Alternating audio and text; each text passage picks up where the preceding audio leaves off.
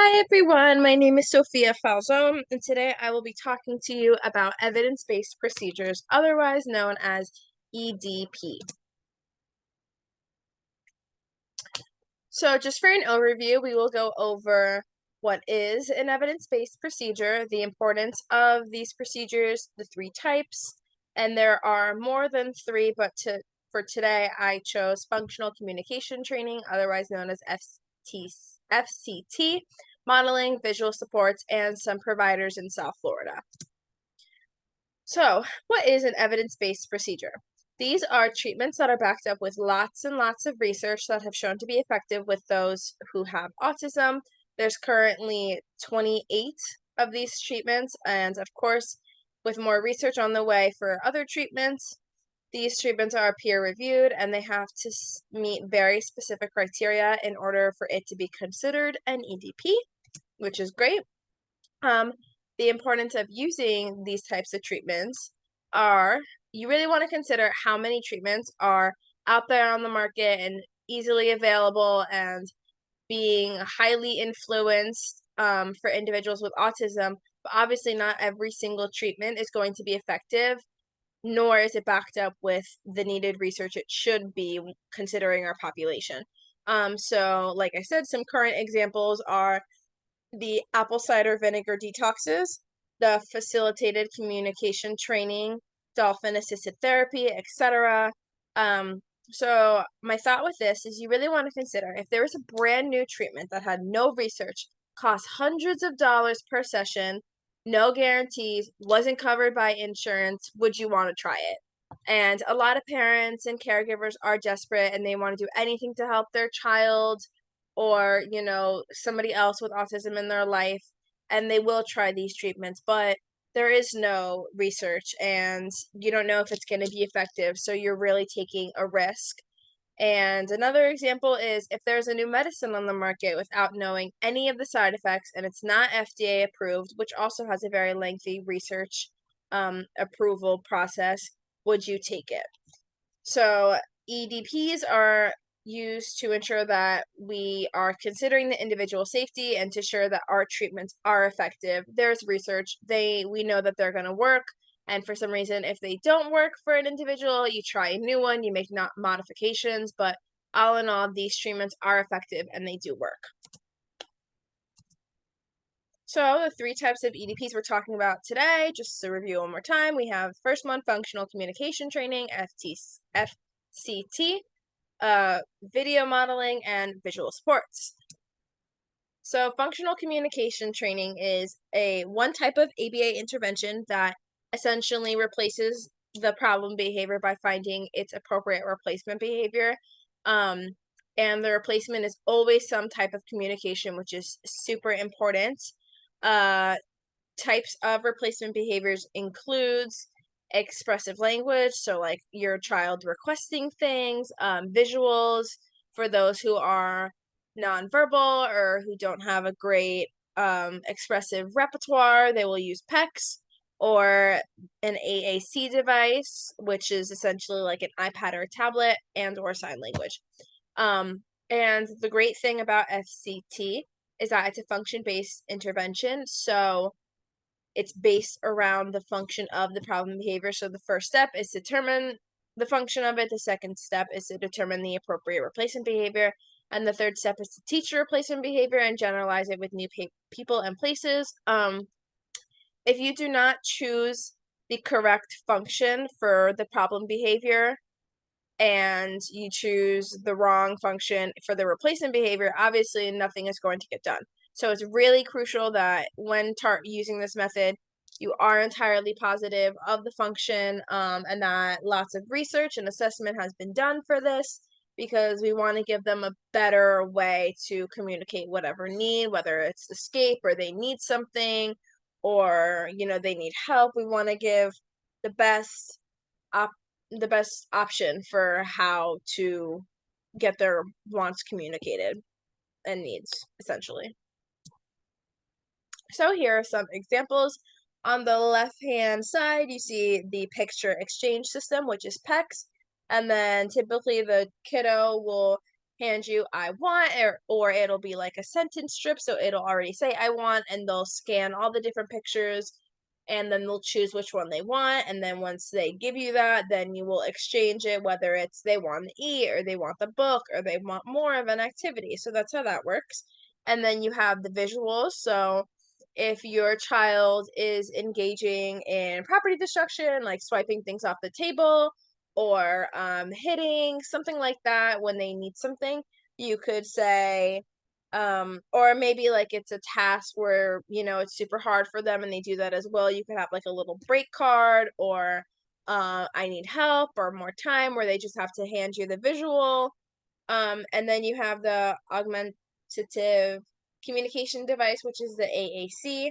It's typically a tablet or an iPad, and it's got all the kids, same thing like PEX. It has all the different icons and pictures that your kid might request or that they need, so that's super cool. Next, we have video modeling. Video modeling is essentially just a video recording of someone engaging in some type of skill or behavior, and then the client watches the video back, and they are expected to perform the skill by themselves. It helps teach the learner to correctly perform the tasks in its entirety as they watch the whole video in the for the step or for the skill step by step.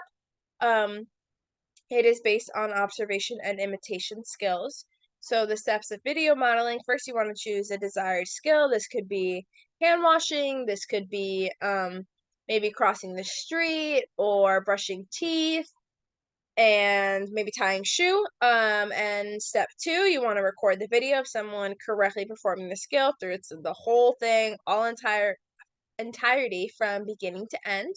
Then you have to show the video to the learner and then let them practice after watching the video.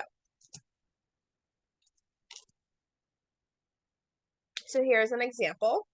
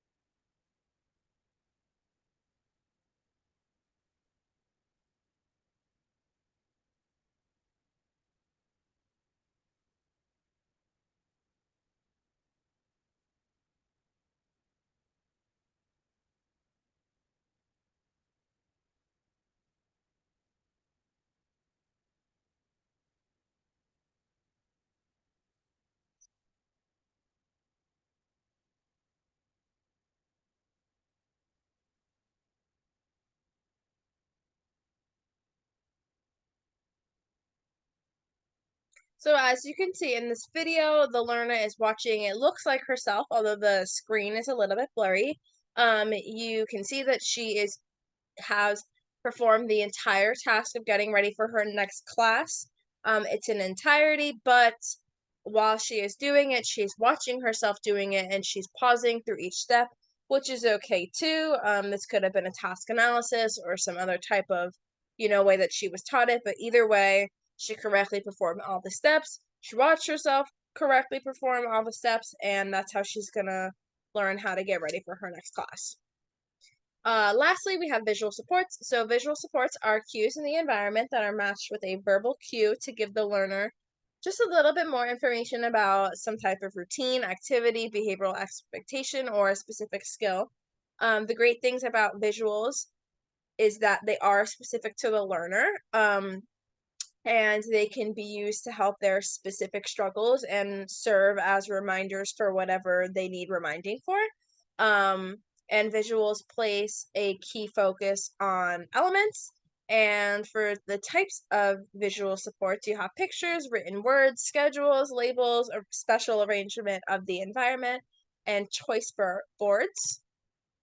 So here we have some examples. The one all the way on the left side is a schedule. So this is a specific schedule for a kiddo that shows their specific night routine. They wake up from nap, they have a snack, they play a game, they go outside, maybe they have some sensory play. They do a lot before. This really should. It seems like it's probably a like an after school routine, but it just kind of combined after school type of thing into bedtime.